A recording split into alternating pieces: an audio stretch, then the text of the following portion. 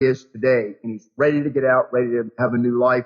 And he's got an identical twin. I use a brother, not it could be a sister. And not even the mother could tell the difference between these two. They grew up together. They went through everything. Maybe a little difference in one of their eyes is the way the mother could tell. Which one does the employer want to hire? That's how quick I get to the point. And most everybody goes, well, the one that's never been in prison. And I say, I don't think so, because the one that's never been in prison, he's out there playing in the streets. He's got control of everything. He's getting ready to make a mistake because he thinks he's got the world by the tail. He's on his way in if he doesn't change his ways. But the brother, he's already learned the error in his ways, and he wants a new life. And so that gives them a little pause there to start to think about. And another one is that I tell them that when they're in a job interview, the little glowworm that kids have, little glowworm, glow, that F that they all know is tattooed on their forehead, it only is there when they show that it's there, when they project it. Now, it's best for them to take control of the interview and the situation and let the people they come in contact with know their story, but give it to them in a way where they're ready to hear it and feel compassionate toward what you've gone through and compliment you for how well you've done with who you are now. In other words, that F on that forehead, everybody thinks that everybody that looks at them when they're walking down the street sees, oh, there's a guy that's a felon. He just got out of prison. Nobody knows unless you project that. Yeah, I agree. And you want to, if you're going to project it, you want to project it in situations that you have control over and that you have practice in dealing with it. If you hide from it, and the only times that you deal with it is when someone confronts you with it in a stressful situation, you're not going to be able to tell a good story about that. But if you turn that into an asset and you practice telling that story to people, if you volunteer and you talk to maybe the inner city kids to try to avoid the same thing that you did, or you talk about it at your church, or you talk about it, in job interviews, you're going to have so much practice in that you're not going to have the stress about it, and you're not going to have the anxiety about it anymore, and it won't project the anxiety to your prospective employer or to the people that you work with. And frankly, I don't think you would want to work with an employer that doesn't give people second chances, because everyone's a human being and everyone's going to make a mistake in their job. And so if you don't get a job because you tell the truth about your past, then you want to find an employer that values people who tell the truth and gives second chances. That's the kind of people that you want to work with. Wow. Hey, all of you listeners out there, I told you that I was thrilled to meet Wade, because he's telling you exactly the same thing. He's coming from the same perspective that I come from. Some of the people that I've met in prisons, Wade, people don't get it because they haven't gone in. I mean, I've been in 475 times, give or take, in 7 years. And I just love being with everyone in prison that I'm in contact with, because first of all, they just love me being there and I feel so loved. But secondly is, I love them for who they are, and whatever they've gone through doesn't matter. We're all children of God. And so I've met some of the most wonderful people I've ever met, and they don't have the same distractions that the outside world does. And a lot of them really spend a long time, years, thinking and praying on how to be the right kind of person that can do well in the world. One of the best things that I ever hear is people, a lot of them want to form their own nonprofit foundation. I've got a nonprofit foundation, and so a lot of people really want to know all about it. But what they really want to do is they just want to get out and help others not do what they've done, to learn from their own mistakes and pass that on. Yeah, it's great having you, Wade. I mean, I'm just getting excited about everything that you're saying, because your conversation, I mean, I give myself a compliment. Your conversation is pretty much the same as mine, and yours is beautiful.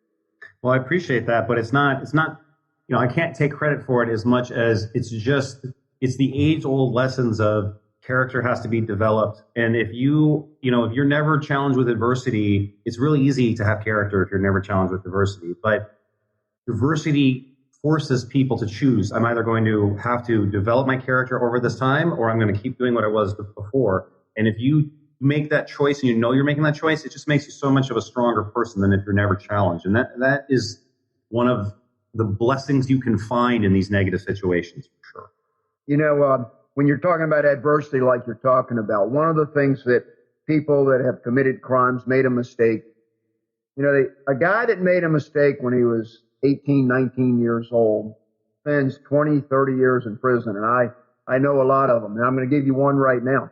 My 4th of July show this past year was called Never Take Your Freedom for Granted. And it was an interview with Wayne Maloff. And I'm using his name because he wants me to use his name. Jim Stovall, the person that did the Ultimate Gift movie series, and I've done a lot of shows with Jim. He's a friend of mine. Jim Stovall introduced me to Dwayne. Dwayne was getting ready to go up for parole, and he had read one of Jim Stovall's books, The Millionaire Mindset, and he sent him a big package, about 80 pages of what was his parole package he was getting ready to present to the New York Parole Board. And Jim called me up and said, "Hey, Steve, look, I don't know really much about guys that are in prison, and that's your thing." He goes, "I thought about who could I call that could be of help here." He says, "Would you look at this package? You don't have to do it, but would you do me a favor and take a look at it?" So he sent it to me, and I looked at it, and I said, "Absolutely, thanks." So I mentored Dwayne for a year before he got out of prison. What it was Dwayne asked Jim Stovall to be his mentor when he got out. And he said, "I'm not really qualified to be his mentor because I don't really know what he's been going through. You do." So Dwayne's been out for a year. So I've known Dwayne for 2 years now. You talk about a model human being. He went in at 21 for a violent crime. In fact, in his parole package, in the letter he wrote me, he said, "My chances of making parole," he was not eligible for parole for 27 years. And he said, "My chances of making parole on the first time in New York, a tough one crime state, is about as slim as a Matchbox car winning the Grand Prix." So he knew what he was up against. Well, I got to tell you, he got parole the very first time. Why? Because he had a beautiful career, a life while he was in prison for 27 years. He just did good things. And so anyway, he's got a 90-year-old woman that's his next door neighbor in an apartment complex.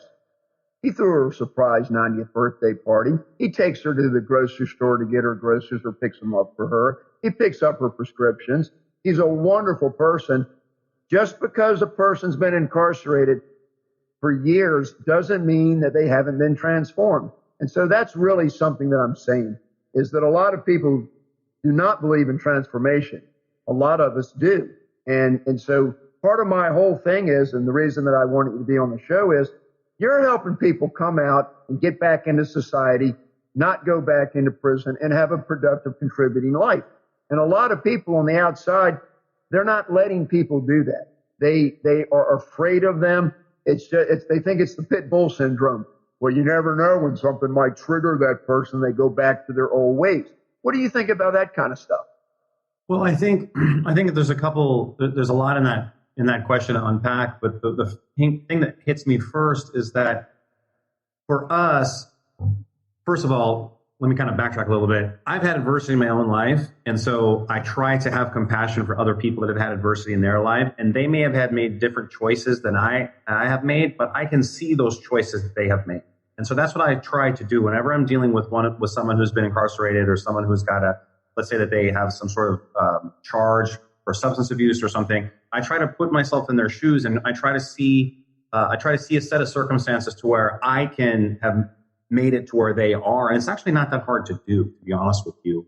I think everyone's capable of going and doing some of these things. And so if I come from that perspective, it makes it easier for me to help people. And then that gives me a clue about, all right, if you are dealing with someone who's not willing to give you a second chance, or if you're dealing with someone who's on the fence about giving you a second chance, is that you have to try to connect with them in that way and say, connect with them as a human being, not as a resident. And that's the only way that I think you can deal with people who aren't willing to give you second chances. But other than that, the other issue too is that there just are some people who will never give people who have been incarcerated a second chance. They just won't. And we don't want to waste our energy on those people, trying to convince those people or convert those people necessarily, because there are just some people who won't make that road with you. But I think that those number of people are low, because I think most people understand that they haven't been perfect human beings in their life either. And if you try to connect with people on a human level, I think there are a lot of people out there who will give people second chances. You just have to not be defensive and be willing to connect with people on that level. Does that make sense? Oh, yeah. About my first year and a half into going into prisons, I was in Powhatan up in Richmond, Virginia. And I had about 38 men in this class.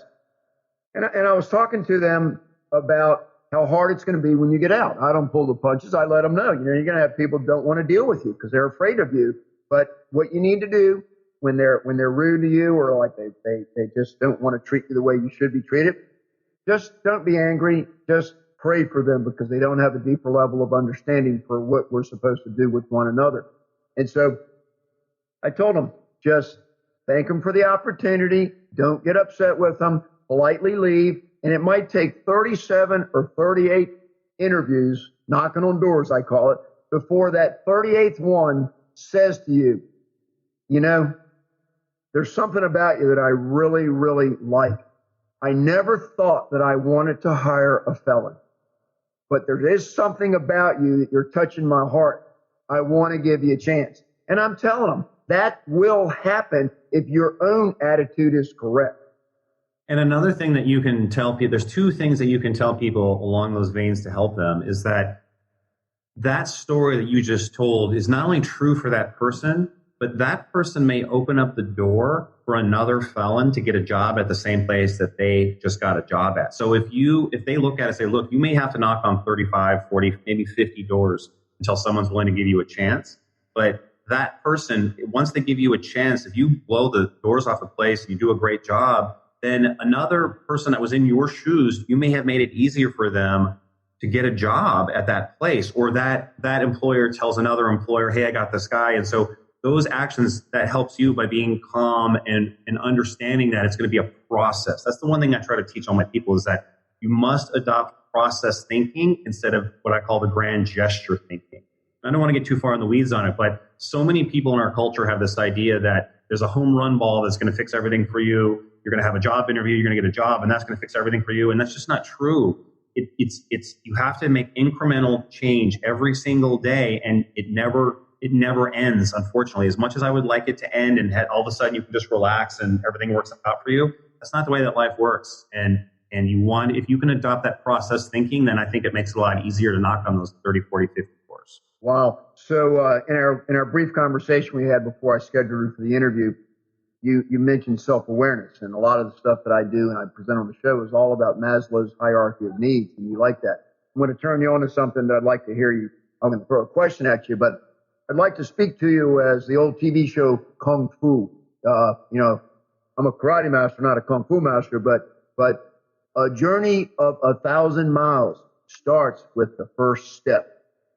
Yeah, so I mean, you got a lot of wonderful thinking there. So let's get right to the heart of what you're telling me. In the email you sent me, the reason the show today was titled Change Your Record, period. Change Your Life, period. You say that's two distinct sentences. Okay, so and you're talking about your program, the importance of writing things down. So I'd like for you to just go a little bit into what I'm trying to say is this. What's so wonderful about you is you don't just have the right attitude. You don't just have the right heart. You are out there every day. You've dedicated your career to this. I mean, you're in criminal justice, but now you're in this niche of really, really trying to help the people, not even come back to you that could have paid you fees to support your family. You are doing something. You are taking action. And so that is so wonderful. So tell us about when you get a client that you really want to help them change their lives. What do you put them through? What do you teach them? Well, I had a client who came to me and he had some challenges that we were going to fix for him, some charges that we were going to expunge, and he wanted to really go be a bookkeeper. Okay. And so he wanted to have, he told me he wanted to be a bookkeeper, but I always have learned that there's always about 3 questions deep as to why that is. Right. So I started asking him, why, you want to be a bookkeeper? Well, why is that? And finally I got down to it that he wanted to have his own business. Right. So it was really hard for him to get his mind around saying, I want to have my own business. But he said, hey, I want to be a bookkeeper, so one day I can open up my own bookkeeping business. And so I said, okay, so what's your plan? And he didn't have one. I said, one that's really interesting thing for me is that when I learn about someone else's dream and I'm trying to help them accomplish that dream, I have to actually go learn about that dream myself. So I had no idea what it took to become a bookkeeper. I had no idea what it took to open up a bookkeeping business. But there's actually about 4 different ways that you can do it. So I started to do some research on it and kind of, for me, I can do that pretty quickly because of my skill set. And then, so I went back to him and I said, all right, so here are the 4 pathways. Which one of these pathways do you want to go? And then from there, we start to write things down about, okay, so we have a general target. Now what I want you to do is, if I was to teach you this, for example, I would say, all right, let's get a journal.